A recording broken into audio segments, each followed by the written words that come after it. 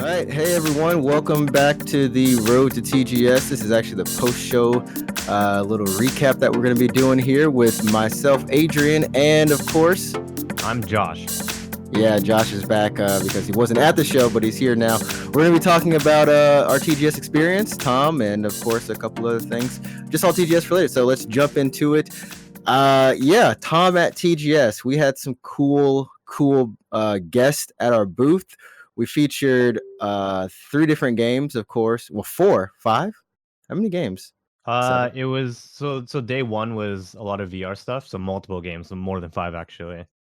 Yeah, we had Tokyo Chronos, we had Little Witch, Academia VR, and finally a little bit of Spice and Wolf. A little bit of Spice and Wolf.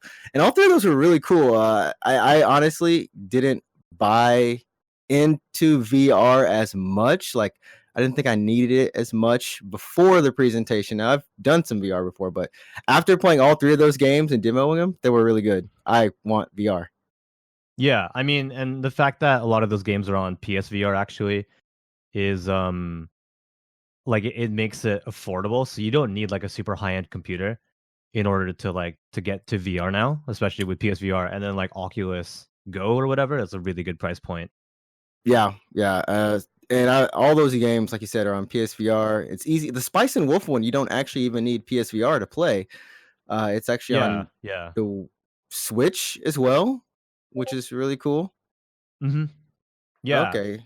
So it's on like a lot of platforms, which I think like lent it to the Kickstarter success. It was just really accessible to a lot of people. Yeah, I think that was really good. So that was day one. We had a lot of VR stuff. A lot of VR. The second day we had Monster Hunter Iceborne. Yeah, that was really cool. That was really cool because the guest that we had the producer for a lot of the games in the series, Mr. Tsujimoto. So he's been like producing the series since like Portable Second, which is where a lot of people. Yeah, a lot of people got their Monster Hunter start on the PSP games. Yeah. I think he's been like involved in pretty much the modern evolution of that series. So. And it was just a lot of fun. We found a lot of fun little information like about Poogie. If you take Poogie to the kitchen and set him down, he doesn't actually stay there. He like immediately runs away. Yeah, that's funny. Funny. That's a pretty cool like Easter egg. I mean, he's just like a pig, right? Yeah, he's just a pig, and it's just like, oh, don't get cooked, you know. It's funny that like in order for that to happen, like it's a tiny Easter egg, but like that a human at Capcom had not only had to think of it, but had to like run it by their boss and then like program it in. Like actually take time to program that in, like they put effort into that. It's like, oh, you really program, like you thought about that. And that was one of the points that he actually mentioned was he said that for a lot of like all the monsters, everything has a story behind it. And there's a reason why. So even like Rajan, like why he has his electrical abilities. Yeah. Because he eats the horn of a Kirin. Like, what the heck? As like a rite of passage. So it's like, which is an Elder Dragon. So like, Rajan can kill Elder Dragons. Well, not necessarily kill it. Like we don't know. Like maybe he like dropped the horn. He's like, I don't need this horn anymore. And he's like, oh, like that's for me to eat. Yeah. They don't kill the monsters. I had to get that. That was also some fun behind the scene knowledge. There's a whole thing of, yeah. Anyways, moving on. Day 3, we had Neo 2. Yeah, that was cool. Neo 2 played with our very own Tom, wonderful friend of the show, Scott. Well, he's a friend of the show, but he's actually a coworker, really. So he's coworker, like you. Yeah, if we're going technical here, yeah, Scott definitely works at Tom. I've seen his contract. It definitely says I work at Tom. So like Neo 2, we also had the producer for that game, Mr. Yasuda, and yeah, they brought along the latest demo build, which hasn't really been shown. Before TGS, there wasn't really that many demos of the game, so it's like really much like a first look. It really was, and like I think we know that Neo 2 is coming out in 2020, but there's not even a month like attached to that. It's just like early 2020. Yeah, it's just 2020, and like prior to that, like all I've seen of it was like a teaser for Neo 2. Right. So seeing like actual gameplay, like seeing a build of the game, was really nice. It's just cool to have that on stream. Yeah, I think that was just like seeing it in action too. You know, there's something about you heard about the game, it's in development, but once you see it and once you see the mechanics, I know all the yokai mechanics that they have now, the yokai shift adds a huge dynamic to the game just because now you're able to go into yokai form. The enemy is also yokai. So like when they summon, I guess when they change themselves into like the dark realm, the enemy, so you're technically in the yokai world then, like you need to use the yokai form or else like your stamina just drains and you just can't really fight there. So they're really trying to make you use all of the new mechanics that they're putting into the game. I know like Neo, the first one, was kind of a surprise hit. Like Yeah, they like announced it like, hey, like we're making uh a game called Neo. And at that time, obviously, like Bloodborne had already seen huge success and Dark Souls had already seen its huge success. right. So having another game in that space, I think a lot of people are just like, do we really need another game like this? But when it actually came out and it was surprisingly really good, Yeah, I think a lot of people like suddenly started to pay attention to Neo in general, and then having Neo 2 come out not that soon, but not that later after yeah. Neo It 1. it Yeah. was a yeah. It well no like after Neo 1, it was what almost two. Well, I guess it's almost 2 years, 2 3. But yeah, it's a good timing. We haven't had another Souls-like game. The only thing releasing similar to it, of course, is Code Vein. Yeah, Code Vein. We're not gonna get started back on the Code Vein because that's a whole nother thing. But it was good to have Neo 2 on stage. And finally, for day 4, we had probably one of the biggest games at the show, period, of any show all this year. We had Cyberpunk 2077. That was good. In cosplay form. Yeah, so like no gameplay, but just to hype up Cyberpunk. Just the hype up, man. They were there because they had their cosplay event that was going, and they also had the booth that they were showing the demo in that the developers were playing for a huge group of people. Like you could just make a reservation, and they had a theater that you could go in, and it was really cool. I didn't see the demo, but I heard it was good. I heard it was good too. I had a friend who went to the show, and he waited in line on public day, so not even business day. Like he waited in line for the booth for the showing. Yeah, And yeah. it was like almost an hour of just gameplay of like, so it's like one mission, but the developers were showing off like different ways that you could tackle the mission. Yeah, yeah. It's definitely one of the best games out there that's going to be out there 2020. It's a busy season, and TGS this year was just a I don't know, it was just a magical kind of experience. I did want to mention that we also had a virtual YouTuber, play Monster Hunter with us as well. Yeah, that was cool. For the second segment of that. So, Aqua-chan, if you are not listening, if you're listening, shout out to Minato Aqua. So at TGS, there's like a ton of booths, as there always are. I feel like this year we had a pretty good mix of booths. What booths would you say was like, top tier for you? Like what stood out for you in terms of size and presence and like looks and stuff? I think you just have to go and say Final Fantasy VII with Square Enix brought it this year. I mean, they usually have a pretty big booth, but this year it really matched the theme of Midgard, and also they had the Buster Sword out there.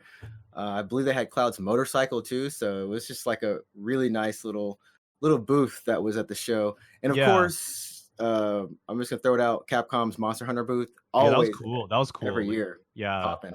Having their monsters like actually out there. It was, yeah. 1 year Capcom should go all in and just be like, we're doing 1-to-1 scale monsters.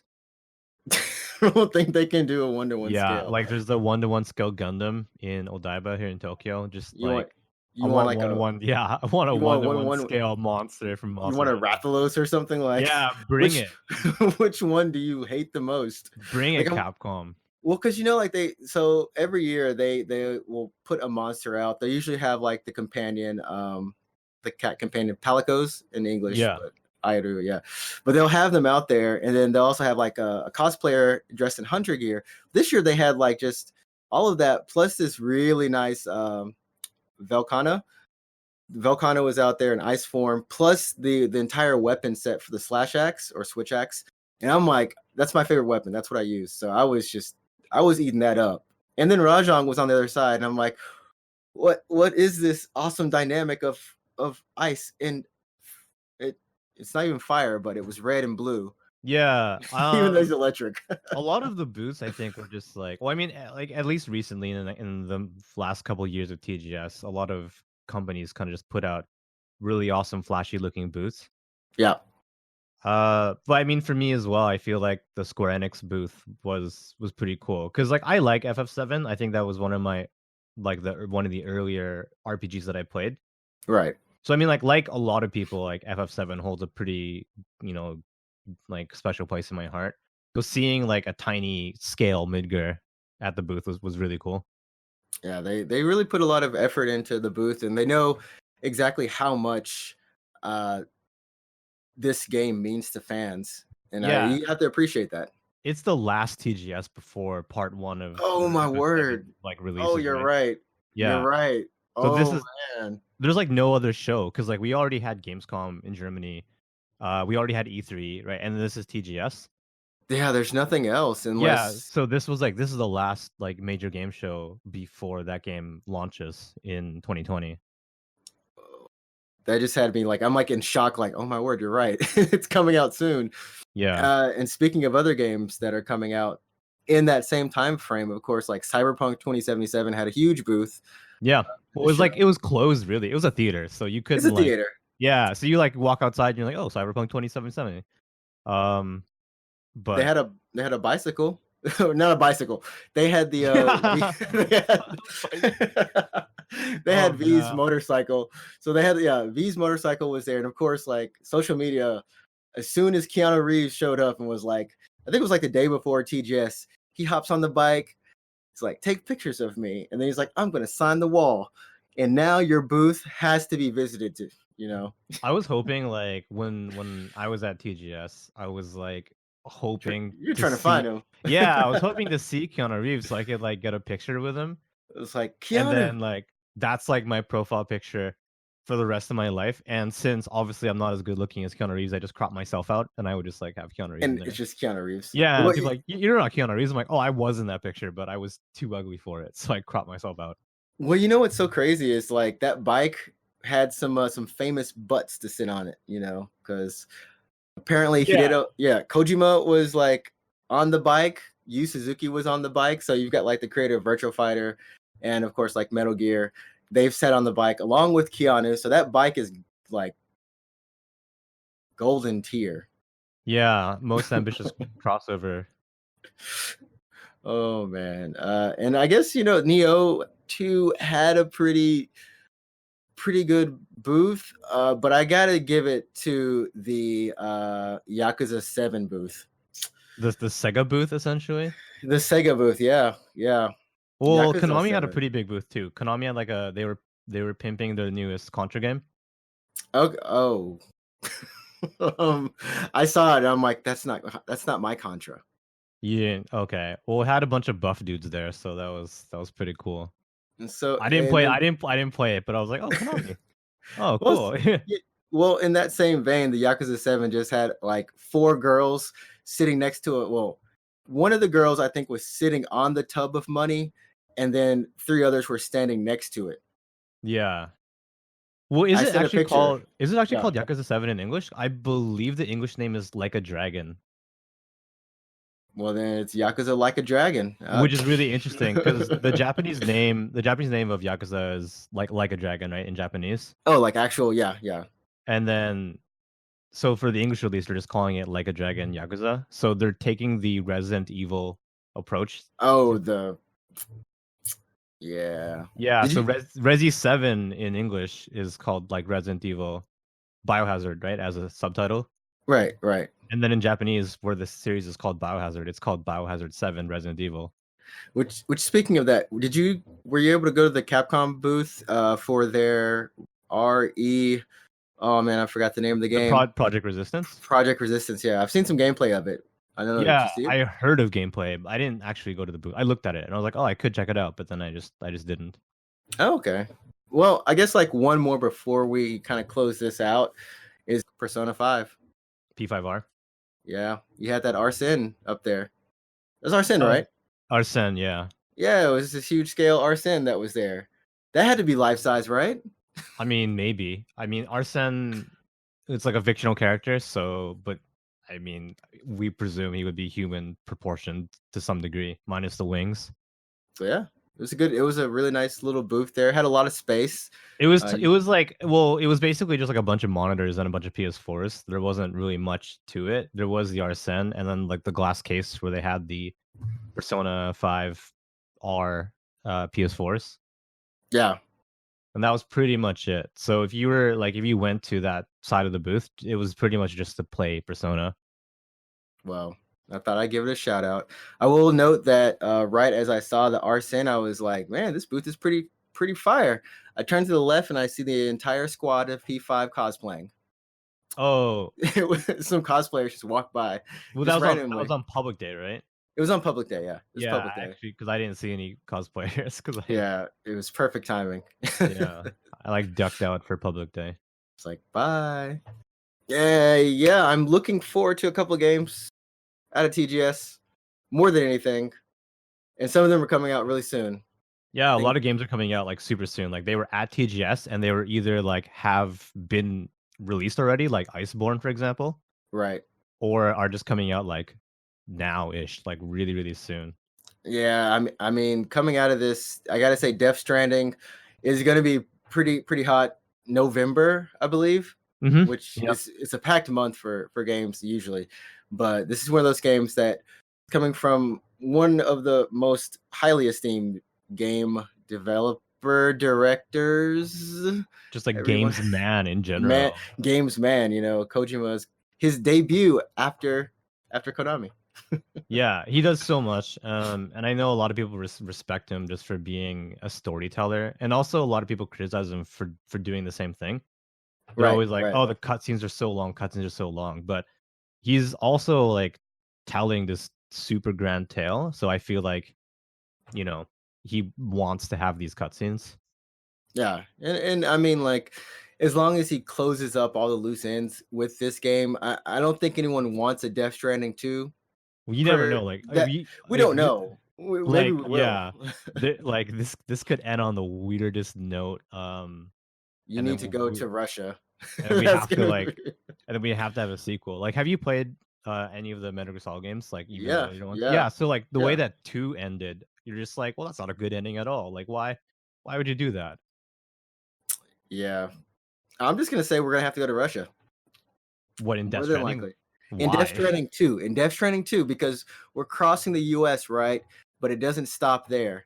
Oh yeah, because it takes place together. It takes place like in the US, right? Right. Yeah, in like a future US or something. Where I don't even know what happened. But I don't know either, obviously. Yeah, like all the cities just aren't really connected via communications or just talking in general. So there's no bonds, quote unquote. Yeah. So you've got to reestablish those links between the cities, and hopefully people will be eager to join each other, even though they're not. They're kind of eager. Some people are. Yeah, that's game one. That's Death Stranding. So I think a lot of people are looking forward to it, and it comes out really, really soon. So you don't have to wait much longer for that. Get your fix quick. And other hot games at the show. I mean, for sure, you got to mention FF7 Remake. That was, people were super lining up for that. Like as soon as doors open, people were going straight to the Square Enix booth just to line up for it. Right. But that's not like soonish, but it's kind of soon. It's like in March. So yeah, it's like around the corner. Yeah, I mean, there's only like 3 more months or whatever left in this year. Right. And then, So it's like half a year out then. It is half a Oh, my year out. word. Yeah. Destiny is coming, and I'm not talking about the one that you. Okay. That's also coming. That's also in a month. Yeah. That's also coming in a month, but that wasn't at TGS, so we'll go back to FF7. Continue. FF7. I don't really like, what else was it? I mean, Persona for me is a big one. That's coming out in a month as well. I'm actually thinking about Neo 2. Yeah, there's no date for that though. There's no date for it, but it was probably one of the games that surprised me the most because I wasn't looking forward to it per se. I didn't play the first one, and I'm not really into that genre. But after playing Bloodborne and like understanding how that genre works and really connecting with it, it just, I don't know. I saw it on our stage, and it just made a really good impression on me. I think for me, what one game that I got more hyped for after TGS was Cyberpunk 2077. How did you get more hype for it? Yeah, because like I was already like interested in the game. You know, I was pretty much almost like sure that I was gonna buy it. But then like after all this like extra stuff came out for the game, I was like, hey, that game actually looks super good. That game actually looks really, really good. Every trailer, I appreciate that every trailer they put out is an extended trailer. It's not just like, here, have a look at, a character, end of story. It's actually like, here, look at this gameplay and really look at what you're going to be able to do when you get your hands on this game, and in the variety of ways you're going to be able to do it. I think what not scared me, but for the lack of a better word, like what scared me about Cyberpunk 2077 is like, I'm gonna spend so much time in that game. Like I'm gonna be playing it forever. Nah. There's just like so much to. Have you played Witcher 3? Yeah, but Did you finish Witcher 3? Okay, but let's put it this way: if you had to compare like a CD Projekt Red game to a Bethesda game, which one is actually being played forever? Well, I think Bethesda's like Bethesda games are different because like one of those you're really playing forever. But like you said, Witcher 3 has a lot of content, and then they added, was it 3 more DLCs? There's like 3 expansion packs. There's not even 3 like, expansions. Yeah, 3 expansions, and like the amount of side quests that are just in the base game is like hilarious. Like hilarious. It's insane. Like how many side quests you have in that game. And it's so good because all of it is so well done. Like they really take their time with the story, the characters, the plot, all of it. So like that stuff is going to carry over into Cyberpunk, and it's going to be like, there's going to be so much to do. I can feel like you can play the game forever. Oh, like, man. I know like a lot of people are just like, I love The Witcher 3, but I actually like, it either takes me like 200 hours to finish it, or I'm actually not even done it yet. Well, because you can just kill hours in that game. You don't even need to do the story. You can play Gwent forever if that's all you wanted to do. You can play Gwent forever, but why play Gwent forever in The Witcher when you can play Gwent forever in the Gwent actual game? Yeah, I think that's. I don't know. I think CD Projekt Red were just like, oh my god, no one's finishing our game. Let's just split this one off. The best card game in a game since Final Fantasy VIII. Yeah, no one likes Gwent. No one likes the one from 9. Yeah, no one likes that thing. What was the one from 9? So like 8 was Triple Triad, and what was the one from 9? Like Terra Master? I don't know. It just needed to look. People either like 8 and hate 9, or they love 9 and hate 8, and rarely do the two meet. Well, I like both. That's what I've learned.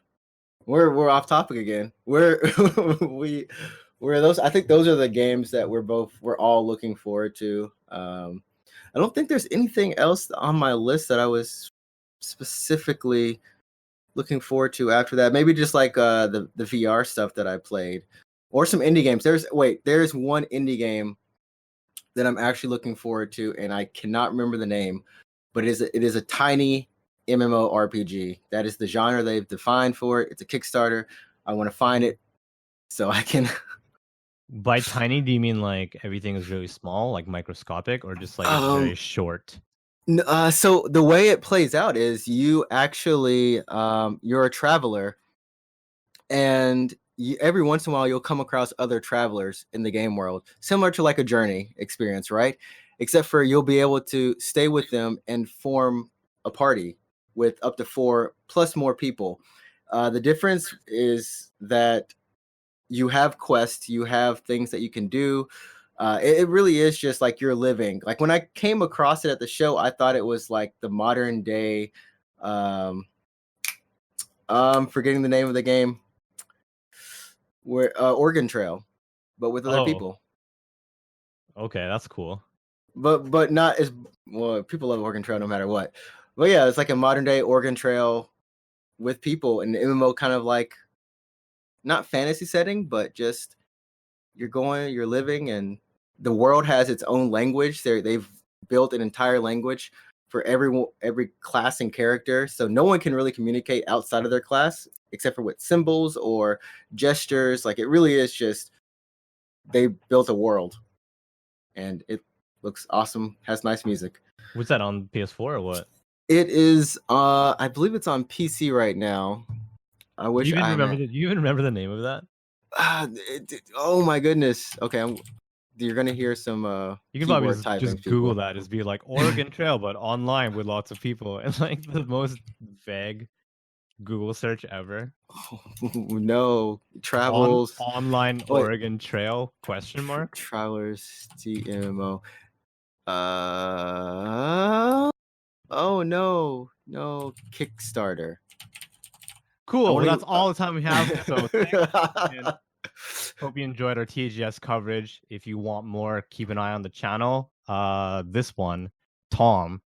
There'll be a bunch of TGS stuff. Thanks for sticking around. Stay cool. All right, everyone. Take it easy. And remember, for the game lover, it is never game over. The game goes for a long time. 200 plus hours. And if you're lucky, you're going to be traveling on the road. Then you get an expansion. You know what? If you want to watch that game that's about the traveling MMORPG thing, it's going to be featured on our YouTube page. So look forward to the Indie Game Quick Pick segment. Cool. Sounds good. There we go. All right, everybody. Peace.